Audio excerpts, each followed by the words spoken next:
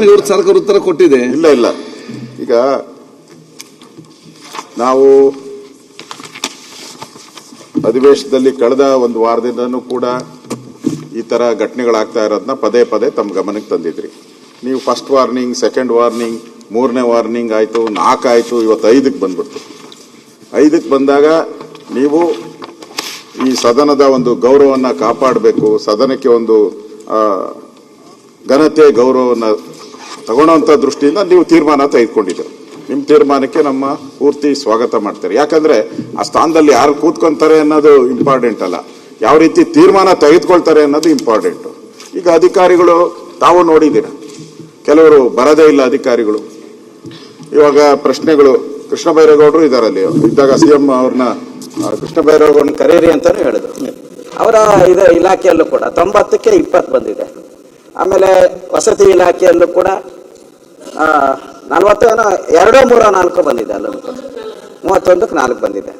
ಅಂದ್ರೆ ಯಾರು ಸೀರಿಯಸ್ ಆಗಿ ತಗೊಂತಾನೆ ಇಲ್ಲ ಅಧಿಕಾರಿಗಳು, ಒಬ್ಬರು ಸೀರಿಯಸ್ನೆಸ್ ಇಲ್ಲ ಅವ್ರಿಗೆ. ನೀವು ಹಿಂಗೆ ಹೇಳ್ತಾ ಈಗ 4-5 ಸರಿ ಆಯ್ತು, ನೀವು ಆ ಸ್ಥಾನದಲ್ಲಿ ಕೂತ್ಕೊಂಡು ಹೇಳಿದ್ಮೇಲೂ ಕೂಡ ಚೀಫ್ ಸೆಕ್ರೆಟರಿ ಅವರು ರಿವ್ಯೂ ಅಸೆಂಬ್ಲಿ ನಡೆಯಕ್ಕೆ ಮುಂಚೆ ಅವರು ಒಂದು ಸಭೆ ಕರಿಬೇಕು, ಮಧ್ಯ ಒಂದ್ಸರಿ ರಿವ್ಯೂ ಮಾಡಬೇಕು. ಏನೂ ಇಲ್ಲ, ಚೀಫ್ ಸೆಕ್ರೆಟರಿ ಅವರು ಕೈ ಚೆಲ್ಬಿಟ್ಟು ಕೂತವ್ರೆ.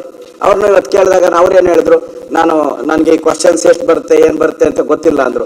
ಅಂದ್ರೆ ನಾವು ಸದನ ಹೇಗೆ ನಡೆಸಬೇಕು? ಇಲ್ಲಿ ಪ್ರತಿಯೊಬ್ಬ ನಮ್ಮ ಗೌರವಾನ್ವಿತ ಎಲ್ಲ ಸದಸ್ಯರು ನಾವೇನೋ ಒಂದು ಕ್ವಶನ್ ಹಾಕಿರ್ತೀರಿ, ನಮ್ಗೇನೋ ಉತ್ತರ ಬರುತ್ತೆ, ಆ ಉತ್ತರ ತಗೊಂಡೋಗಿ ನಮ್ಮ ಕ್ಷೇತ್ರದಲ್ಲಿ ನಾವು ತೋರಿಸ್ಬೋದು. ಒಂದು ಗೌರವ, ಏನ್ ಹೋಗಿದ್ದಪ್ಪ ನೀನು ಅಲ್ಲಿ ಕಡ್ದು ಕಟ್ಟಾಕಿ ಅಂತ ಹೇಳಿದ್ರೆ ನೋಡಪ್ಪ ಇದೆಲ್ಲ ಅಂತ ಹೇಳ್ಬೋದು. ಇಲ್ಲಿ ಬಂದು ಏನೂ ಇಲ್ಲ, ಕಡ್ದು ಇಲ್ಲ, ಕಟ್ಟೆ ಏನಿಲ್ಲ ಅಂದ್ರೆ ಹೋದ್ರೆ ಎಲ್ಲ ಗೌರವಾನ್ವಿತ ಸದಸ್ಯರಿಗೂ ಒಂಥರ ಅವಮಾನ ಆಗ್ತಿರುತ್ತೆ, ಯಾರೇ ಇರ್ಬೋದು. ಆದ್ರೆ ನೀವು ಇವತ್ತು ನಡ್ಕೊಂಡಂತ ನಡವಳಿಕೆ ಏನಿದೆ ಅದು ಜನ ಮೆಚ್ಚುವಂತ ನಡವಳಿಕೆಯನ್ನ ನಡ್ಕೊಂಡಿದ್ದೀರಾ, ನಾನು ಅಭಿನಂದನೆ ಸಲ್ಲಿಸ್ತೀನಿ. ಆದ್ರೆ ಅಧಿಕಾರಿಗಳಿಗೆ ನಮ್ಮ ಗೌರವಾನ್ವಿತ ಹೋಮ್ ಮಿನಿಸ್ಟರ್ ಹೇಳಿದ್ರು, ಒಂದು 2-3 ಸಸ್ಪೆಂಡ್ ಮಾಡ್ತೀನಿ ಅಂತ.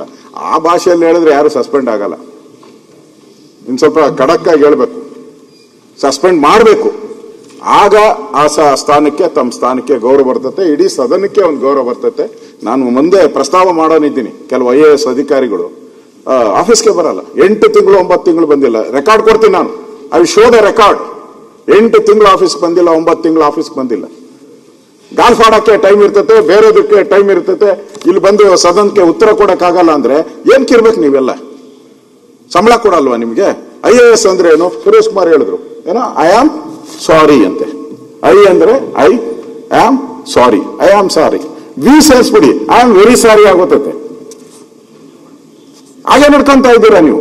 ಇಷ್ಟೆಲ್ಲ ಹೇಳಿದ್ಮೇಲೂ ಕೂಡ ಆ ಪೀಠದ ಒಂದು ಗೌರವನ್ನ ಕಾಪಾಡೋದು ಅವರೊಬ್ಬರದೇ ಕರ್ತವ್ಯ ಏನಲ್ಲ, ಎಲ್ಲರದೇನು ಕರ್ತವ್ಯ, ನಮ್ಮೆಲ್ಲರದು ಕರ್ತವ್ಯ, ಅಧಿಕಾರಿಗಳು ಕರ್ತವ್ಯ.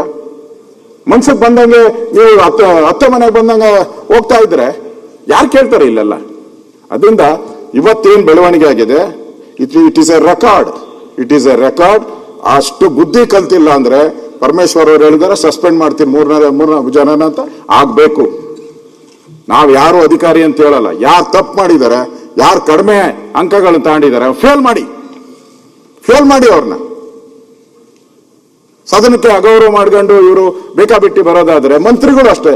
ಮಂತ್ರಿಗಳು ಅವರು ಕೆಲವು ಮಂತ್ರಿಗಳು ಹೇಳ್ತಾರೆ ನಾವೆಲ್ಲ ಸೈನ್ ಹಾಕಿ ಕಳಿಸ್ಬಿಟ್ಟು. ಈ ಮಂತ್ರಿಗಳು ಏನು ಅಂತ ಹೇಳಿದ್ರೆ ಕ್ವಶನ್ 90 ಕ್ವಶನ್ ಬಂದಿತ್ತು, 90ಕ್ಕೂ ಸೈನ್ ಹಾಕಿದ್ದೀನಿ ಅಂತಾರೆ. 90ಕ್ಕೂ ಸೈನ್ ಹಾಕಿದ್ರೆ ಅವರೆಲ್ಲ ಬರೆದಿರ್ತಾರೆ. 90ರಲ್ಲಿ 70-80 ಉತ್ತರಕ್ಕೆ ಮುಂದಕ್ಕೆ ತಳ್ಳಲಾಗಿದೆ ಅಂತ ಅದಕ್ಕೂ ಸೈನ್ ಹೊಡೆದಿರ್ತಾರೆ ಮಂತ್ರಿಗಳು.